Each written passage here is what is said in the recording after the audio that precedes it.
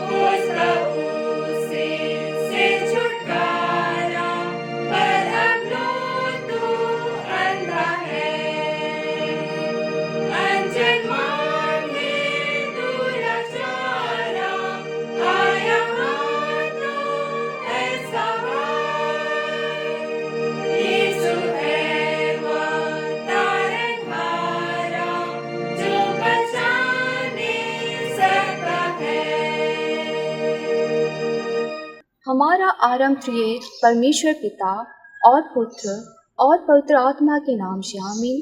हमारी सहायता ईश्वर के नाम से है जिसने स्वर्ग और पृथ्वी को सृजा। अब हम सब मिलकर परमेश्वर के 10 आज्ञाओं को एक साथ उच्चारण करके यूं कहे, परमेश्वर तेरा ईश्वर मैं हूँ, किसी दूसरे को ईश्वर मत मान, किसी प्रकार की मूर्ति पूजा मत कर, परमेश्वर अपने ईश्वर का नाम अकारत मत ले, क्योंकि ईश्वर जो उसका नाम अकारत लेता है निर्दोषी ना ठहराएगा।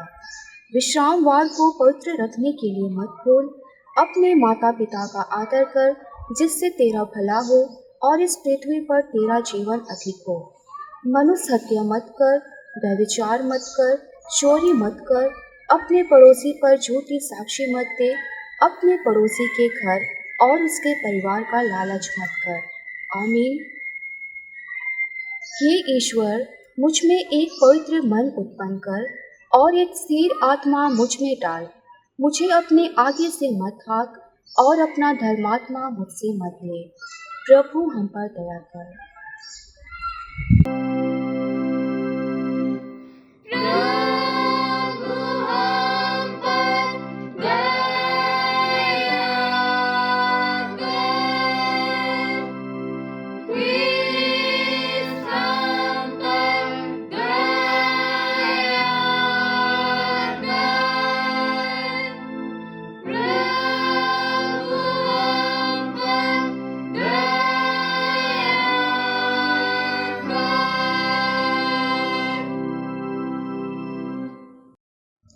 यूहन्ना 3:16 के अनुसार परमेश्वर ने जगत से ऐसा प्रेम किया कि उसने अपना एक लौता पुत्र दे दिया कि जो कोई उस पर विश्वास करे वह नाश न होए वरन अनंत जीवन पाए।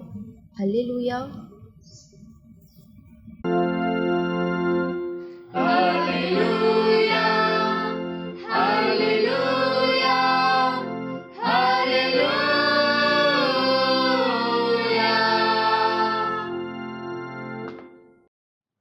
आज का ठहराया हुआ पाठ वचन है यूहन्ना 4:46 से लेकर 54 पद तक।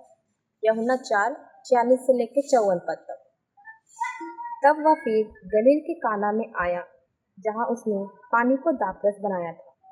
वहाँ राजा का एक कर्मचारी था जिसका पुत्र कफरनहूम में बीमार था। वह यह सुनकर कि यीशु यहूदिया से गलील में आ गया, उसके पास गया और उनसे विनती करने लगा कि चलकर मेरे पुत्र को चंगा कर दे, क्योंकि वह मरने पे था। यीशु ने उससे कहा, जब तक तुम चिन्ह और अद्भुत काम ना देखोगे तब तक कदापि विश्वास ना करोगे। राजा के कर्मचारी ने उससे कहा, हे प्रभु, मेरे बालक की मृत्यु होने से पहले चल। यीशु ने उससे कहा, जा, तेरा पुत्र जीवित है। उस मनुष्य ने यीशु की कही हुई बात की प्रतीति की और चला गया। वह मार्ग में ही था कि उसके दास उससे आके मिले और कहने लगे, तेरा लड़का जीवित है। उसने उससे पूछा, किस घड़ी वह अच्छा होने लगा। उन्होंने उससे कहा, कल 7वें घंटे में उसका ज्वर उतर गया। तब पिता जान गया कि यह उसी घड़ी हुआ जिस घड़ी यीशु ने उससे कहा, तेरा पुत्र जीवित है, और उसने और उसके सारे घराने ने विश्वास किया। यह दूसरा आश्चर्य कर्म था जो यीशु ने यहूदिया से गलील में आके दिखाया। आमीन। अब हम सब समस्त क्रिस्तानी कलीसिया के संग अपने महापवित्र विश्वास दर्पण को एक साथ मान लेकर यूं कहें, मैं विश्वास करती हूँ परमेश्वर पिता पर, जो स्वर्ग और पृथ्वी का सर्वशक्तिमान सृजनहार है, और उसके इकलौते पुत्र अपने प्रभु यीशु ख्रिस्त पर, जो पवित्र आत्मा से गर्भ में आया, कुंवारी मरियम से उत्पन्न हुआ, पांतुस पिलातुस की आज्ञा से दुख उठाया, क्रूस पर चढ़ाया गया, मर गया और गाड़ा गया, पाताल में उतरा, तीसरे दिन मृतकों में से जी उठा, स्वर्ग पर चढ़ गया और परमेश्वर सर्वशक्तिमान पिता के दाहिने हाथ में बैठा है, जहाँ से वह जीवितों और मृतकों के विचार करने को फिरावेगा। मैं विश्वास करती हूँ पवित्र आत्मा पर, एक ही पवित्र क्रिस्तानी कलीसिया, पवित्रों की संगत पर, पापों की क्षमा, देह की जीवनी और अनंत जीवन पर। आमीन।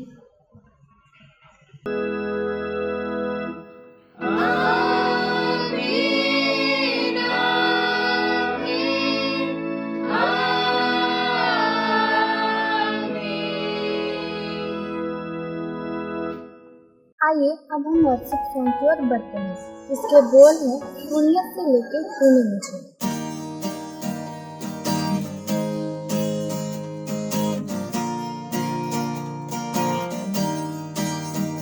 शून्य से लेके तूने मुझे रच लिया अपने ही रूप में, प्रेम किया है अनंत प्रेम से, दिया पुत्र मेरी मुक्ति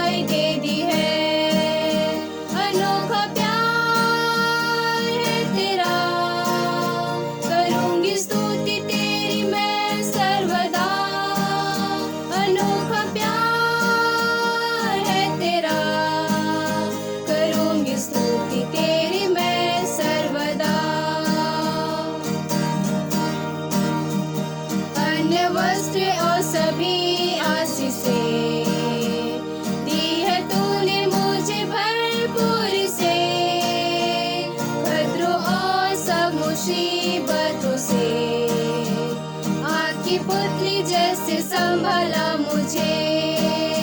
अनोखा प्यार है तेरा, करूंगी स्तुति तेरी मैं सर्वदा। अनोखा प्यार है तेरा, करूंगी स्तुति तेरी मैं सर्वदा। बच्चों, क्या आप सभी परमेश्वर पिता के लिए डांस करना चाहेंगे? तो चलिए परमेश्वर की महिमा करते हैं इस एक्सी सॉन्ग के द्वारा।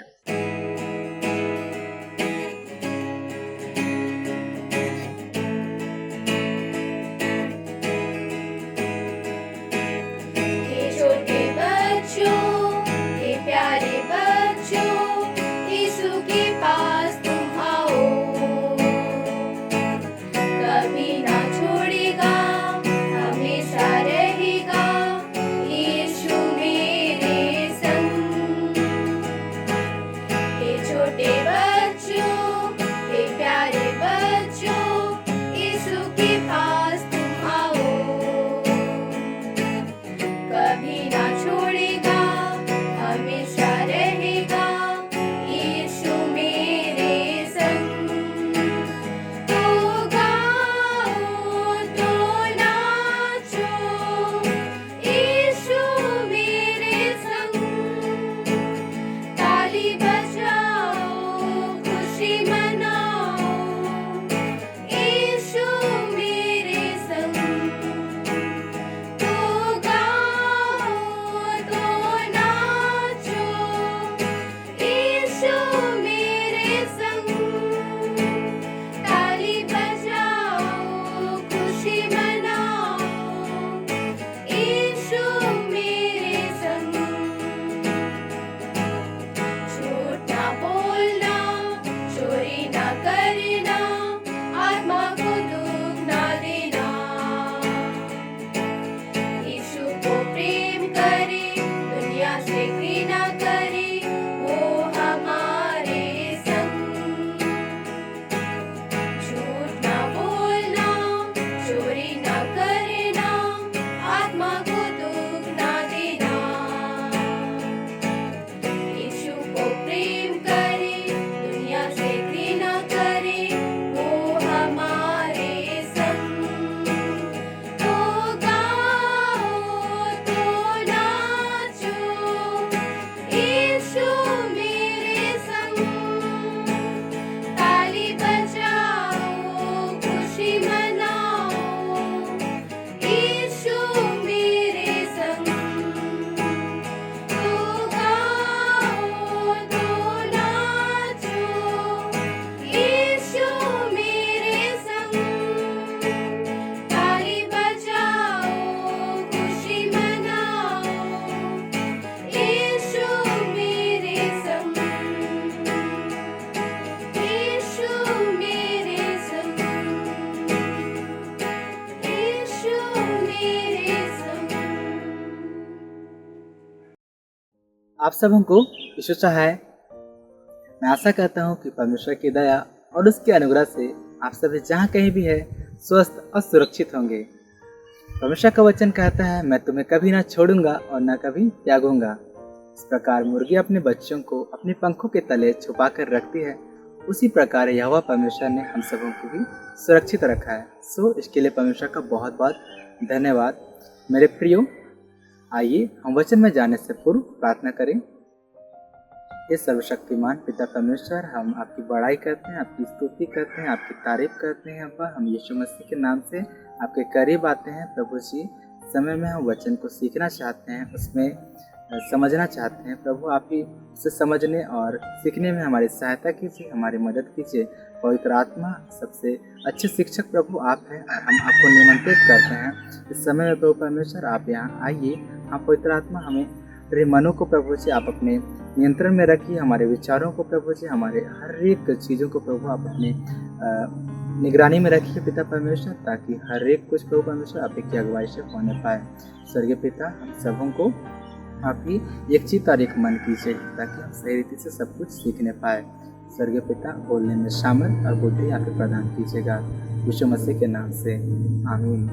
तो मेरे प्रिय भाइयों एवं बहनों, आज हम बाइबल में से एक व्यक्ति के विषय में सीखेंगे जिसका नाम है यिर्मयाह। हम जानेंगे यिर्मयाह का बुलाया जाना और उसकी कैद के विषय में जो हम सबों को मिलता है। यिर्मयाह नबी की पुस्तक उसका पहला अध्याय पद संख्या 1 से लेकर 10 तक, और दूसरा है उसकी कैद जो हम सबों को मिलता है यिर्मयाह नबी की पुस्तक उसका 26वां अध्याय पद संख्या 1 से लेकर 24 पद तक। तो आप सभी जहाँ कहीं भी हैं अपने अपने बाइबल को अपने अपने स्थानों पर खोल लेंगे। इससे पहले कि हम सभी कहानी पर जाएं, इससे पहले हम इसकी भूमिका को देख लेते हैं कि यह पुस्तक किस समय में इस वक्त में लिखी गई। यिर्मयाह नबी की पुस्तक ईसा पूर्व 7वीं शताब्दी के उत्तरार्ध और ईसा पूर्व 6वीं शताब्दी के पूर्वार्ध में लिखी गई। उसने इस लंबी सेवा काल के दौरान परमेश्वर की प्रजा को महाविपत्ति पड़ने की बार बार चेतावनी दिया, जो उस समय के लोगों की मूर्ति पूजा के कामों और उनके पापों के कारण उन पर आने को था। यह एक ऐसा नबी है जिसने अपनी भविष्यवाणियों को पूरा होते हुए देख भी पाया है। जी हाँ मेरे प्रियो, आज हम इसी व्यक्ति के विषय में सीखेंगे। तो मेरे छोटे भाइयों एवं बहनों, यिर्मयाह के पिता का नाम हिल्किय्याह था और वह यहूदा प्रदेश में रहने वाला था। यिर्मयाह जब लड़कपन की अवस्था में ही था, अर्थात जब उसकी उम्र लगभग 10 या 12 साल की ही थी, तब परमेश्वर ने अपने वचन भेजकर उसे बुलाया और उससे कहा, गर्भ में रचने से पहले मैंने तुझ पर चित्त लगाया है और उत्पन्न होने से पहले मैंने तेरा अभिषेक किया है। मैंने तुझे जातियों का भविष्यद्वक्ता ठहराया है। जब यिर्मयाह ने बुलाहट के वचन को सुना, तब उसने यहोवा से कहा, हाय प्रभु यहोवा, देख मैं तो अभी ठीक से बोलना भी नहीं जानता, मैं तो अभी लड़का ही हूँ। यानी उसने अपनी कमजोरियों यहोवा के सम्मुख में उसके सामने में पूरी ईमानदारी के साथ मान लिया। तब यहोवा ने उससे कहा, मत कह कि मैं लड़का हूँ, क्योंकि जिस किसी के पास मैं तुझे भेजूँ वहाँ तो जाएगा, और जो कुछ मैं तुझे आज्ञा दूँ वही तू कहेगा। तू उनके मुख को देखकर ना डरना, क्योंकि तुझे छुड़ाने के लिए मैं तेरे संग हूँ। जब यिर्मयाह अपनी बुलाहट को स्वीकार करता है, तब यहोवा परमेश्वर उसके मुंह को छू लेता है और उससे कहता है, देख मैंने तेरे मुंह पर अपने वचन डाल दिए हैं। और इस प्रकार जो यिर्मयाह छोटा ही था, जो भी लड़का ही था, ठीक से परिपक्व भी नहीं हुआ था, ठीक से मैच्योर भी नहीं हुआ था, वह भविष्यद्वक्ता के रूप में बुलाया गया। मेरे प्रिय भाइयों एवं बहनों, अब हम में से जो थोड़े से समझदार हो गए हैं, उन सब के लिए कुछ ज्ञान की बातें सीखते हैं। यिर्मयाह को यहोवा परमेश्वर ने गर्भ में रचने से पहले ही अपने चित्त में रखा। यानी कि जब यिर्मयाह तत्व के रूप में ही था, जब उसके शरीर बनने शुरू ही हुए थे और जब बनकर तैयार हो गए, यहोवा परमेश्वर ने उसे उत्पन्न होने से पहले उसका अभिषेक कर दिया। निश्चय यिर्मयाह ने अपनी कमजोरियों को यहोवा के सामने प्रकट किया, पूरी ईमानदारी, पूरी सच्चाई और समर्पण भावना के साथ उसके सामने अपनी कमजोरियों को माना। यहोवा परमेश्वर ने भी उसे प्रतिज्ञा देकर और अपने बुलाहट को सुदृढ़ करने के लिए यहोवा परमेश्वर ने उसे प्रतिज्ञा देकर बुलाया और उस बुलाहट को स्वीकार कराया। मेरे प्रियो, जब यिर्मयाह के मन में यहोवा परमेश्वर ने देखा कि वह बुलाहट के प्रति पूरी दृढ़ संकल्प है और वह समर्पित है, तब यहोवा परमेश्वर ने उसके मुंह को छू दिया। अर्थात इसका मतलब यह हुआ कि यहोवा परमेश्वर ने दोबारा उसका अभिषेक किया, प्रत्यक्ष रूप से अपने हाथों से उसके मुंह को छूने के द्वारा, और उसके मुंह पर अपने वचन डाल दिए। अब मेरे प्रियो, इन सब के अलावा यिर्मयाह को अधिकारी भी ठहराया गया कई जातियों और राज्यों के ऊपर, उन्हें गिराने और ढहा देने के लिए, उन्हें नष्ट करने और काट डालने के लिए, या उन्हें बनाने और रोकने के लिए। क्या आप सबको पता है बाइबल रोने वाला नबी किसे कहा गया है? जी हाँ, बाइबल में रोने वाला नबी यिर्मयाह नबी को कहा गया है। योशिय्याह के पुत्र यहोयाकीम का जब राज्य शासन काल आरंभ होता है तब यहोवा का वचन यिर्मयाह के पास पहुंचता है और निश्चय यिर्मयाह पूरी निडरता के साथ उस वचन को लोगों के सामने में रखता है और वह लोगों से कहता है, यहोवा तुमसे यूँ कहता है, यदि तुम मेरी सुनकर और मेरी व्यवस्था जो मैंने तुमको सुनवा दी है उसके अनुसार ना चलो और मेरे दास और मेरे भविष्यद्वक्ताओं के वचनों पर कान ना लगाओगे तो मैं तुम्हारे देश को, तुम्हारे नगर को सीलों के समान उजाड़ दूंगा। मैं इससे नष्ट और सत्यानाश कर दूंगा और पृथ्वी के सारी जाति के लोग इसकी उपमा दे देकर श्राप दिया करेंगे। निश्चय यह भविष्यवाणी बहुत ही कठिन थी, लेकिन यिर्मयाह को यहोवा ने कहा था, जो कुछ मैं तुम्हें आज्ञा दूंगा वही तू कहना। यिर्मयाह ने भविष्यवाणी तो कर दी, लेकिन जो भविष्यद्वक्ता और जो याजक उसकी भविष्यवाणी को सुने वे उस पर क्रोधित होने लगे, वे उसकी बुराई करने लगे और उसे कैद में डाल दिए। तो अक्सर हमारे साथ भी ऐसा ही होता है, जब हम भी कोई गलती करते हैं, हम भी ऐसे कामों को करते हैं जो शायद हम लोगों के विरुद्ध में बातें करते हैं और ये बातें शायद गलत होती भी है, लेकिन जब हम सब उनको लोग बताते हैं किसी के द्वारा से भी, चाहे बड़े हमारे छोटे भाई बहनों के द्वारा से, तो हम सभी उनके विरुद्ध में बातें करने लगते हैं, उनसे नफरत करने लगते हैं। ठीक ऐसा ही जब यिर्मयाह उन लोगों के विरुद्ध में भविष्यवाणी को करता है तब वे लोग उससे नफरत करने लगते हैं। यिर्मयाह को वे कहते हैं, निश्चय तुझे प्राणदंड मिलेगा क्योंकि तूने यहोवा के नाम से इस नगर के विरुद्ध में भविष्यवाणी की है। ऐसे समय में यिर्मयाह ने उन सबसे कहा, जो वचन मैंने तुमसे कहे हैं वे मेरे शब्द नहीं हैं, लेकिन जो मुझको यहोवा ने कहने को दिए हैं मैंने वही बातें तुमसे कही है। इसीलिए अब तुम अपने चाल चलन, अपने कार्यों को सुधारो। इसलिए तुम अब यहोवा के वचनों पर कान लगाओ और उसकी ओर फिरो, तब यहोवा उस विपत्ति के विषय में पछताएगा। जब हाकिमों ने यिर्मयाह के मुंह से ऐसी बातें सुनी तब हाकिम सोच विचार करने लगे, यह मनुष्य में तो प्राणदंड के योग्य तो दोष नजर नहीं आता है। तब वो लोगों को बहुत सारे भविष्यद्वक्ताओं का एग्जाम्पल देते हुए कहते हैं। पहला एग्जाम्पल वे देते हैं हिजकिय्याह राजा के विषय में।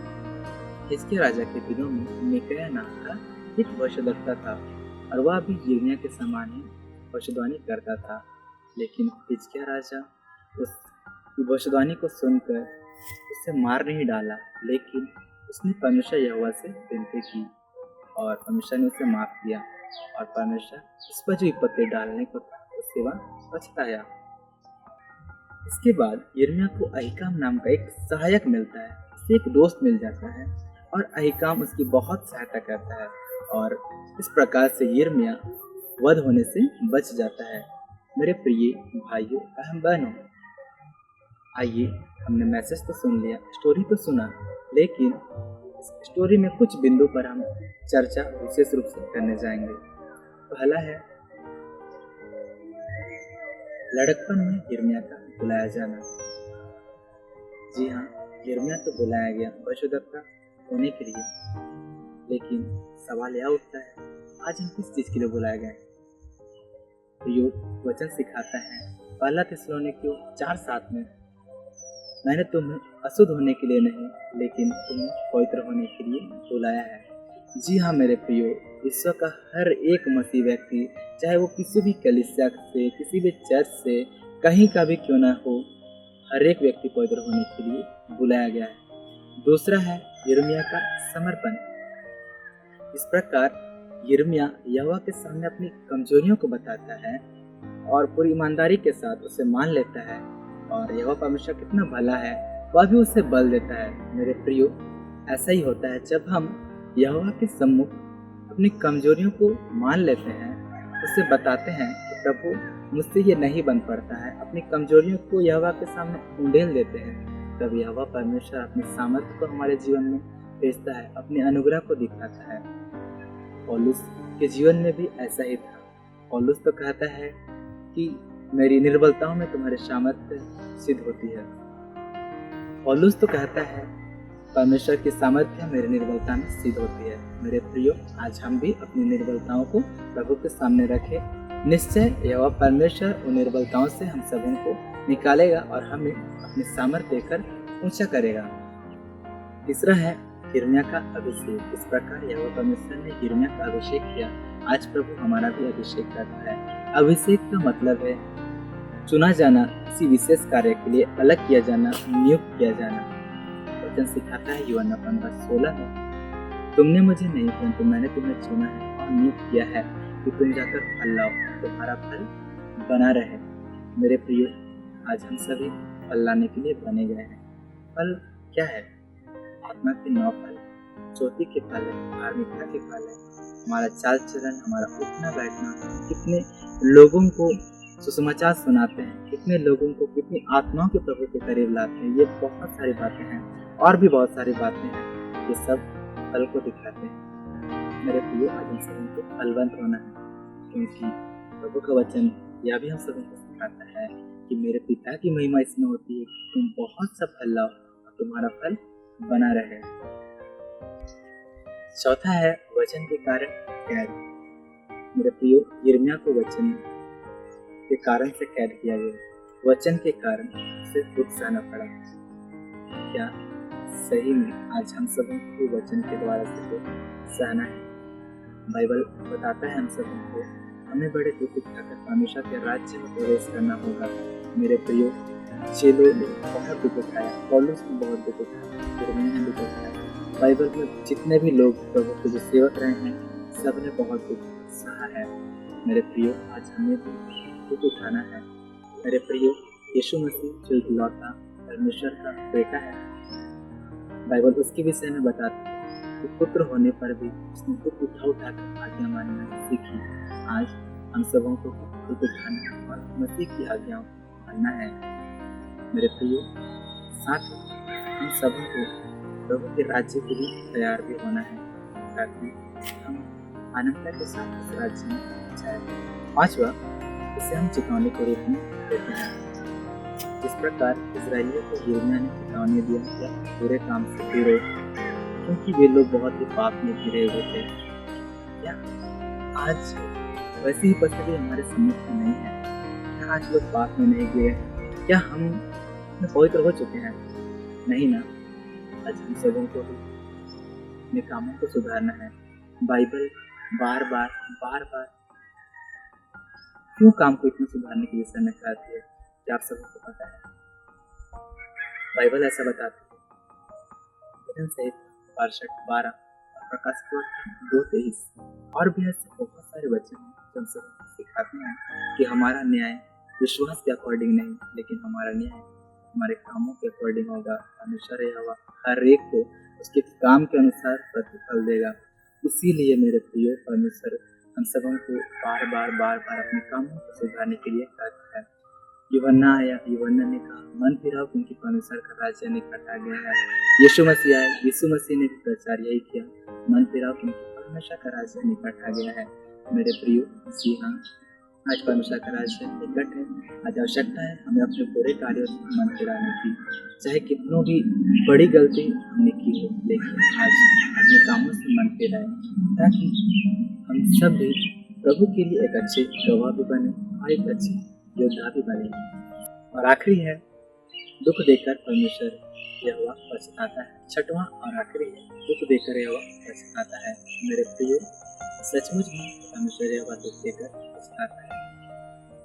हमने सुना राजा हिजकिय्याह के दिनों में, क्योंकि जब मिकिया ने इसके विरुद्ध में भविष्यवाणी की तो राजा हिजकिय्याह परमेश्वर से प्रार्थना करने लगता है, पश्चाताप करता है, अपनी सारी गलतियों को परमेश्वर के सामने में मान लेता है। और परमेश्वर यहोवा जब उसके हृदय को देखता है, जानता है, तब बोल सकता है, तब परमेश्वर यहोवा इसके विरुद्ध में जो भविष्यवाणी उसने की उसके विषय में वह पछताता है। मेरे प्रियो, हमारा परमेश्वर बहुत भला है, वो हम सबों से बेहद प्रेम करता है। तो बाइबल हम सभी को बताता है, दुख देकर भी बाइबल हम सबों को सिखाती है और यह बताती है, दुष्टों के नाश होने पर भी परमेश्वर खुश नहीं होता। वह तो यह चाहता है कि हर एक लोग मन फिराए और सब लोग परमेश्वर के राज्य में आए।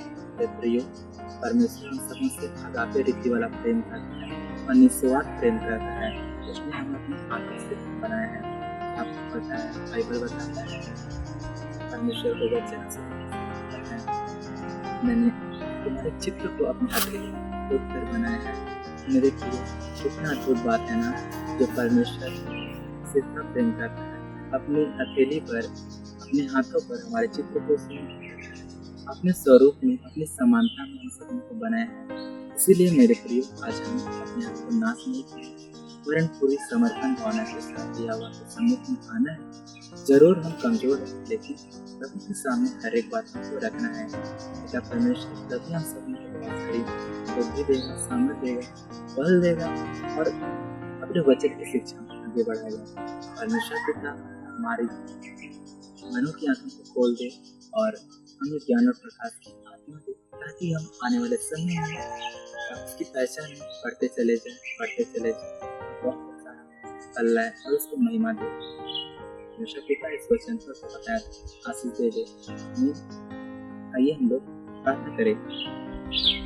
धन्यवाद परमेश्वर पिता, हम आपको धन्यवाद देते हैं खुदावन, आपने हम सबको प्रभु जी आज की वचन में बहुत सारी बातें सिखाया। निश्चय प्रभु जी यिर्मयाह के जीवन में आपने जिस प्रकार कार्य किया प्रभु, इस प्रकार उसे चुना, उसका अभिषेक किया। पिता परमेश्वर, आज हमने अपने चुने जाने को भी जाना है, बुलाए जाने को सीखा है। सर्व पिता होने दीजिए, ताकि हर एक भाई बहन जितने देख रहे हैं ऑनलाइन, सभी लोग प्रभु परमेश्वर आज सुने जाने को प्रभु जी सिद्ध करने पाए। पिता परमेश्वर, उस सुने जाने में प्रत्येक लोग प्रभु जी आज खड़े पाए जाए। स्वर्ग पिता होने दीजिए, ताकि सभी भाई बहन वचन की शिक्षा में आगे बढ़े, फले फूले और फलों जीवन प्रभु जी रेखा होने पाए। प्रत्येक के जीवन से प्रभु जी हर प्रकार के बंधन को आप तोड़ दीजिए, हर एक कमजोरी को यीशु मसीह के नाम से आप मिटा डालिए। स्वर्गीय पिता, आपको प्रभु जी हमारा सहारा है, हमारा एक मात्र रक्षक है पिता, हमारा बल और हमारे सामर्थ प्रभु जी आप ही हैं। पिता परमेश्वर, हम आप ही को सारी महिमा, आदर और सम्मान देते हैं। आप यीशु मसीह के नाम से मांगते हैं, सुनिए और स्वर्ग के राज्य स्वीकार कर लीजिए। आमीन। तो बच्चों, आपने अभी कहानी तो सुना होगा। इसके आधार पर मैं आपसे 5 प्रश्न पूछूंगा और इसका उत्तर आप नीचे कमेंट बॉक्स में दीजिएगा। पहला सवाल, इस कहानी का शीर्षक क्या था? ऑप्शन ए, यिर्मयाह का पुकारा जाना। ऑप्शन बी, यिर्मयाह का बुलाया जाना और उसकी कैद। ऑप्शन सी, यिर्मयाह का अभिषेक। ऑप्शन डी, यहेजकेल का बुलाया जाना और उसकी कैद।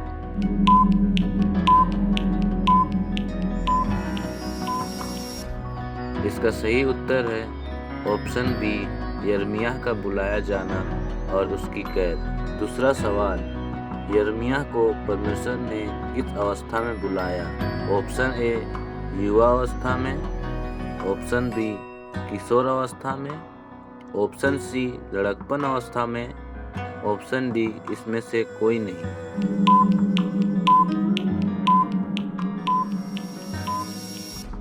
इसका सही उत्तर है ऑप्शन सी, लड़कपन अवस्था में। तीसरा सवाल, परमेश्वर ने यिर्मयाह के किस अंग को छुआ? ऑप्शन ए, मुंह को। ऑप्शन बी, सिर को। ऑप्शन सी, हाथ को। ऑप्शन डी, आँख को।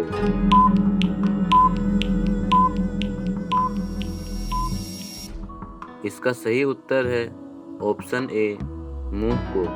चौथा सवाल, यिर्मयाह कितने राजाओं के शासनकाल में काम किया? ऑप्शन ए, 3 राजा। ऑप्शन बी, 2 राजा। ऑप्शन सी, 5 राजा। ऑप्शन डी, 4 राजा।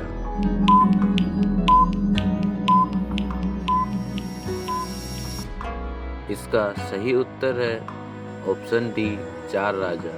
पांचवा सवाल, बाइबल में रोने वाला नबी किसे कहा गया है? ऑप्शन ए, यहेजकेल। ऑप्शन बी, यहोशू। ऑप्शन सी, यिर्मयाह। ऑप्शन डी, यहोयाकीम।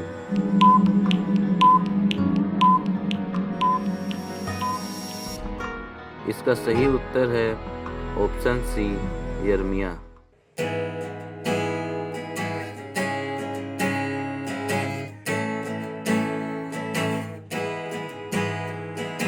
जब से प्यारा यीशु जीवन में आया, बदला सा लगने लगा।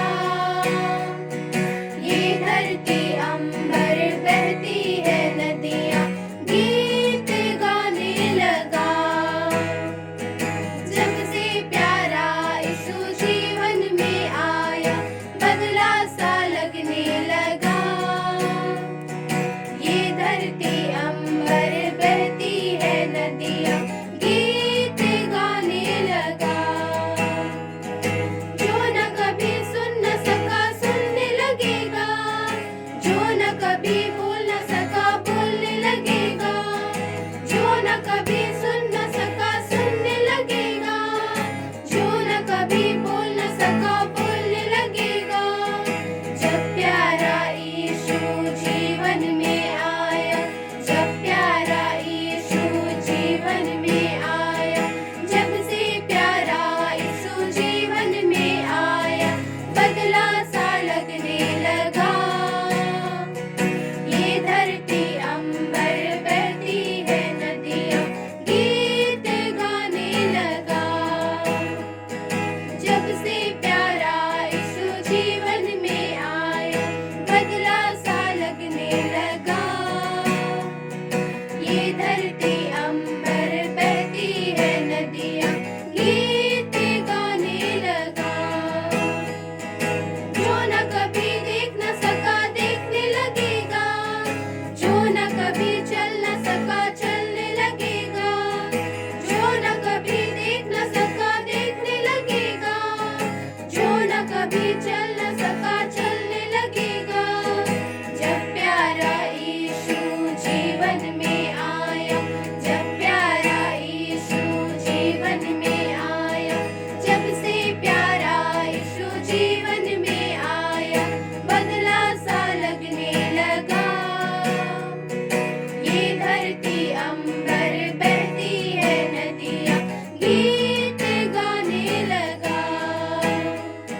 जब से प्यारा यीशु जीवन में आया, बदला सा लगने लगा। ये धरती अंबर बहती है नदियाँ, गीत गाने लगा। गीत गाने लगा।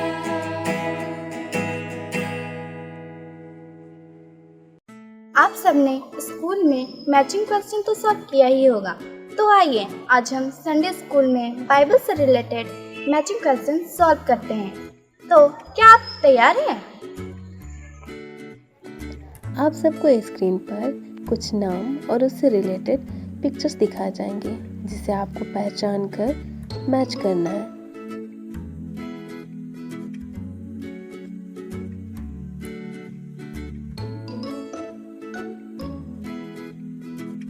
तो पहला नाम है दाऊद।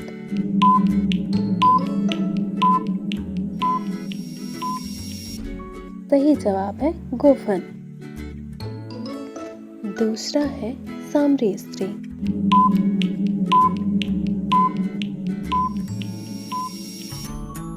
सही जवाब है कुआं और घड़ा।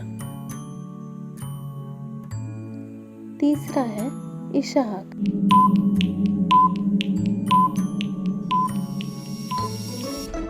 जवाब है बेदी और मेमना। चौथा है 10 कुंवारी।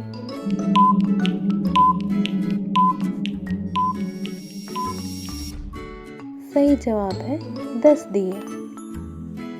पांचवा है मूसा।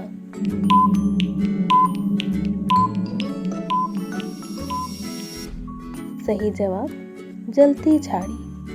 छठवां है पतरस।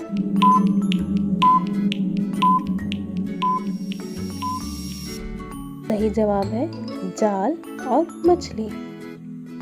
और आखिरी है हवा।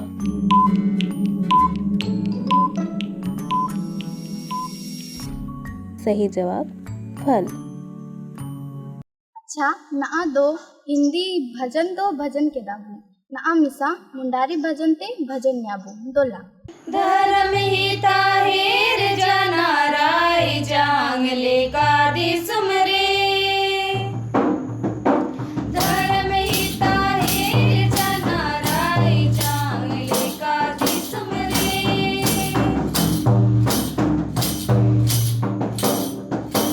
हाय रे हरा तना पोसा तना गोटा दे सुम बसरावा खाना हाय रे हरा तना पोसा तना गोटा दे सुम बसरावा खाना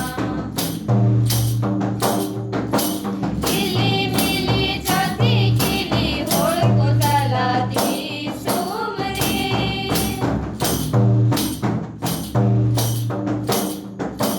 किली मिली जाती किली होळ कोताला दी सुमरे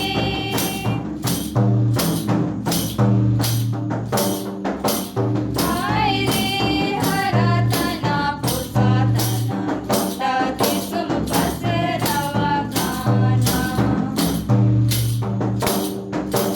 हाय रे हरा तना पोसा तना गोटा दे सुम बसरावा खाना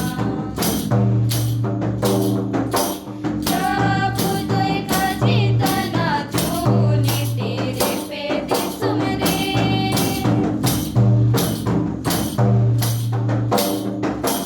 जाबुदोय काजी तना चोनी तेरे पे दे सुमरे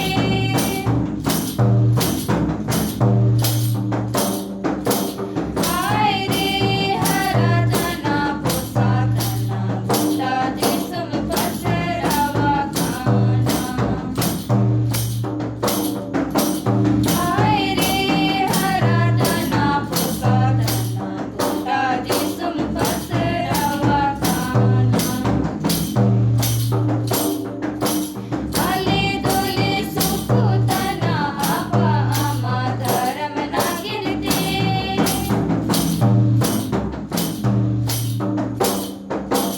आले दोले सुख तना आबा आमा धर्म ना गिरते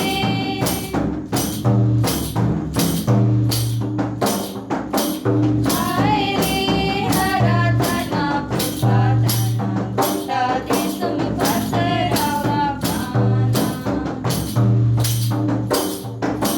हाय रे हरा तना पोसा तना गोटा दे सुम बसरावा खाना बच्चों, क्या आपको यीशु मसीह के 12 चेलों के नाम याद है?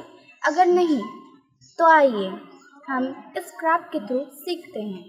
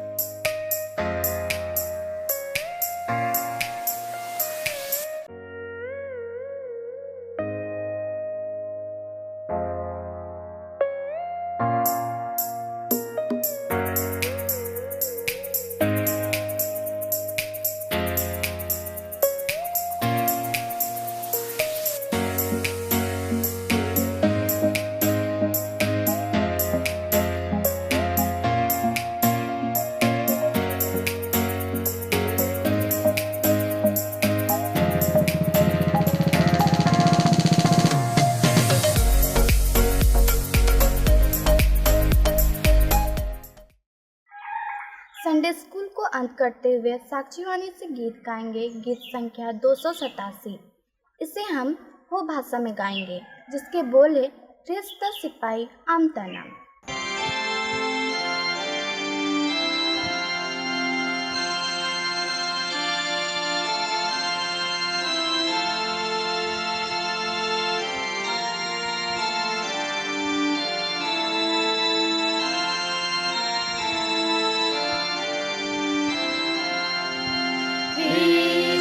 Sipai am tanam tingun में लड़ाई रे आम सिपाही ओ कोई जीतौनी नामे आय नायाइनी जीत कर बाका गो सोतान काया कानो सो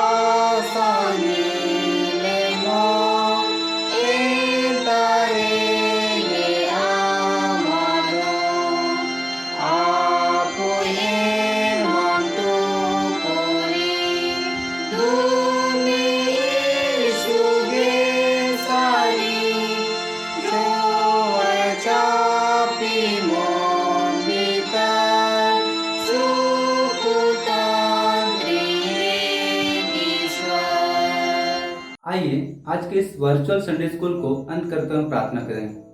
हे सर्वशक्तिमान परमेश्वर पिता, हम आपको धन्यवाद देते हैं आज के इस दिन के लिए कि आपने हमें जीवन दिया है और हमें अच्छा स्वस्थ शरीर दिया है। पिता, हमने सप्ताह भर के जीवन में जो भी दोष अपराध पाप गुनाह किए हैं उन सभी के लिए हम आपसे क्षमा चाहते हैं। पिता, आपसे सहायता चाहते हैं कि हम उन सभी को दोहराएं ना और उन सभी से भाग सकें और आपके निमित्त में पिता जो भी वचन अनुसार आपने हमें बताया है वो सब करने सकें। जितने भी भाई बहन पढ़ने लिखने वाले हैं उन सभी को आप पढ़ने लिखने में सहायता कीजिए, उन्हें बुद्धि दीजिएगा कि वो लोग अच्छे तरीके से पढ़ सकें। और जितने भी भाई बहन जॉब कर रहे हैं उनके जॉब में भी पिता आप आशीष को दीजिएगा कि वो लोग अच्छे तरीके से करने सकें। हमारे माता पिताओं के लिए प्रार्थना है कि वो लोग हमारा लालन पालन पोषण सही से करने सकें। और जितने भी बीमार हैं उन सभी को आप ही चंगा कीजिएगा और वो लोग आपको धन्यवाद देने सके। और जितने भी पिछले जीवन में उन्होंने गलतियाँ की हैं उनको दोहराए ना, आपके निमित्त में वो लोग जीवन को समर्पण करने सके। पिता, इस सप्ताह भर में जितनों का भी जन्मदिन है और था उन सभी के लिए प्रार्थना है कि वो लोग अपने इस नए साल को पिता वो लोग अच्छे तरीके से व्यतीत करने सके। उन पर आप ही दया और आशीष की दीजिएगा कि वो लोग आपके निमित्त में पिता जीवन को समर्पित करने सके और अपने जो भी योजनाओं को उनके जीवन में पिता बनाए रखा है पिता उनको आप दीजिएगा कि उन पर वो लोग चलने सके। पिता, इस दुआ को सुनने के लिए हम आपको धन्यवाद देते हैं और इस प्रार्थना को आपके प्रिय पुत्र यीशु मसीह के नाम से मांगता हूँ। जैसे सुनिए और स्वर्गराज में ग्रहण कीजिए। आमीन। हे हमारे पिता, तू जो स्वर्ग में है, तेरा नाम पवित्र किया जावे, तेरा राज्य आवे, तेरी इच्छा जैसे स्वर्ग में है वैसे पृथ्वी पर भी हो। हमारे प्रतिदिन की रोटी आज हमको दे और हमारे अपराधों को क्षमा कर जैसे हम भी अपने अपराधियों को क्षमा करते हैं, और उनको परीक्षा में मत डाल परंतु बुराई से बचा, क्योंकि राज और पराक्रम और महत्व सदा तेरे ही हैं। आमीन। हमारे प्रभु यीशु ख्रीस्त की दया, ईश्वर का प्रेम और पवित्र आत्मा का मेल मिलाप उन सबों के साथ सदा रहे। आमीन। इसी साथ